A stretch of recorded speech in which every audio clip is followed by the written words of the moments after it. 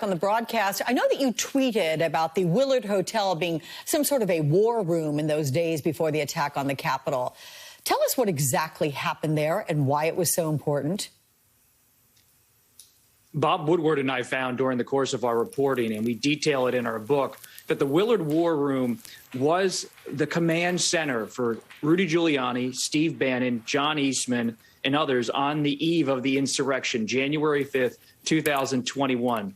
And one of our most important findings in the book was that President Trump called in to this war room to talk to Bannon, to talk to Giuliani on the 5th after Vice President Pence left the White House. Pence had resisted Trump's pleas to try to move the election into the House of Representatives.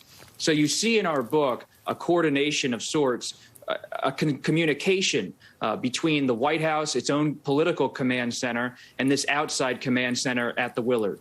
Yeah, pretty extraordinary, actually, the details from the book. But let's turn to what was happening during the attack. Your paper reported this week on an email exchange between John Eastman and an aide to Mike Pence, in which Eastman wrote, quote, "The siege is because you and your boss did not do what was necessary to allow this to be aired in a public way so that the American people can see for themselves what happened." And that's referring to Trump's claims of voter fraud. And again, this was happening during the siege. I find it so interesting that, oh, maybe it wasn't just a peaceful march, and maybe it wasn't, as Andrew Clyde called it, oh, you know, just a normal tourist day at the Capitol. It was a siege in terms of John Eastman and what he described. That said, what does this tell us about the pressure that Mike Pence was under to overturn this election? That email exchange reported by the Washington Post was between Greg Jacob, Pence's lawyer, and John Eastman.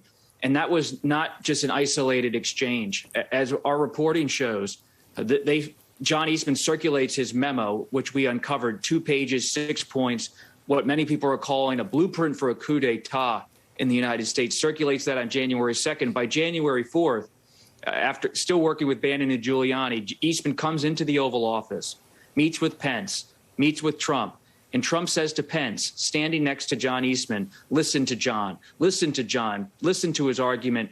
You have the power. Trump tries again on January 5th.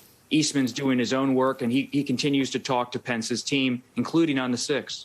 I just want to confirm, he was talking during the siege on the 6th, while Mike Pence was potentially hearing chants of the marauders in the Capitol saying, "Hang Mike Pence." That's the kind of exchange that was going on as he was literally hiding for his life. And it's not just Eastman who's reacting like that. It's Eastman interacting with Greg Jacob, Pence's lawyer, being disappointed by Pence's conduct. You also see President Trump.